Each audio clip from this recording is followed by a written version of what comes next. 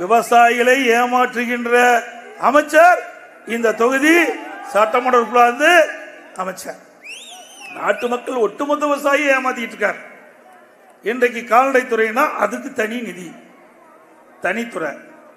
இப்படி ஒவ்வொரு துறையா 20 துறை இருக்கும்போது அந்தந்த துறை சார்ந்த மானிய கோரிக்கை வரும்போது அதை அறிவிப்பாங்க. ஆனா இவர்கள் என்ன பண்ணாங்க, விஞ்ஞான மூலப்படைச்சவங்க, திமுக காரரு விஞ்ஞான மூலப்படைச்சவங்க விவசாய ஏமாற்றுவதற்காக கவர்ச்சிகரமா திட்டத்தை அறிவிக்கிற மாதிரி பல துறையை சேர்ந்த நிதியெல்லாம் இந்த வேளாண் பட்ஜெட்ல கொண்டு வந்து அறிவிச்சு விவசாயிகளை இந்த அரசு ஏமாற்றி தான் மிச்சம். விவசாய தொழிலாளி நீங்க இந்த பகுதியில் பார்த்தீங்கன்னா விவசாயி சேர்ந்த தொழிலாளி அதுக்கு ஏதாவது செஞ்சிருக்கா அதுவும் கிடையாது. அண்ணா திமுக ஆட்சியில் விவசாய தொழிலாளிக்கு பசு வீடுகள் கட்டி கொடுத்தோம், அதையும் காணோம்.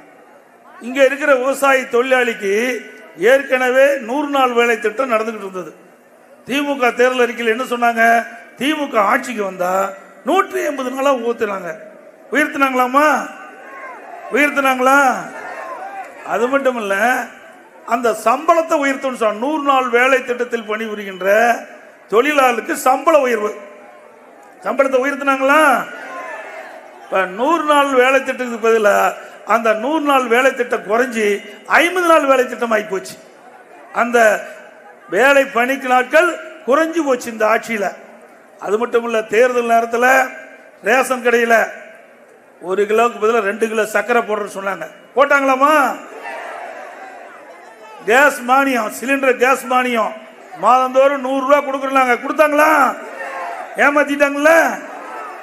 இப்படி ஏழை மக்களுக்கு கவர்ச்சிகரமா பேசி மக்களை ஏமாற்றி வாக்குகளை பெற்று ஆட்சிக்கு வந்த கட்சி தான் திமுக கட்சி. அதோட எப்ப பார்த்தாலும் ஸ்டாலின் நாங்க 1000 ரூபாய் கொடுத்துட்டோம், 1000 ரூபாய் கொடுத்துட்டோம், 1000 ரூபாய் கொடுத்துட்டு பேசிக்கிட்டே இருக்காரு. எப்ப கொடுத்த?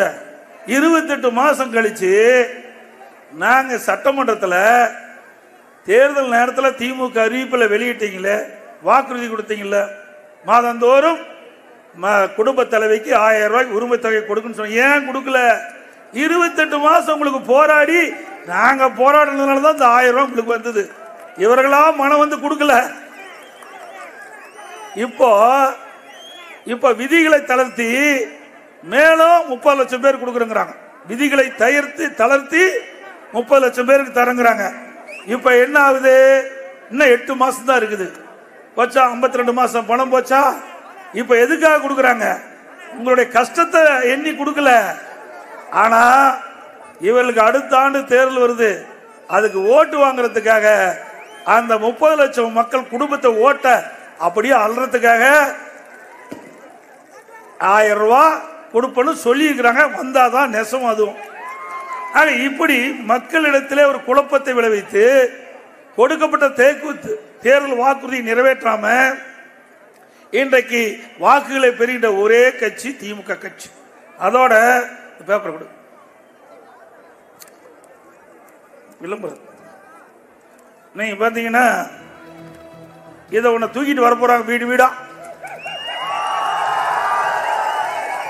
யாரு? உங்களுடன் ஸ்டாலின். எது உங்களுடன்? இதுவரை யாரோட இருந்தாரு?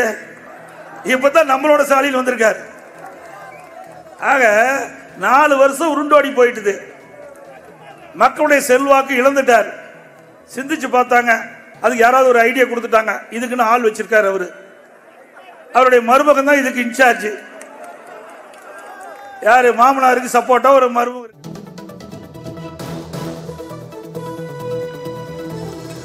கடலூர் மாவட்டம் குறிஞ்சிப்பாடி அருகே அதிமுக பொதுச் செயலாளர் எடப்பாடி பழனிசாமி மக்கள் மத்தியில் உரையாற்றிய காட்சிகளை பார்த்து வருகிறோம். மேலும் திமுக அரசின் பல்வேறு குற்றச்சாட்டுகளையும் அவர் முன்வைத்து வருகிறார்.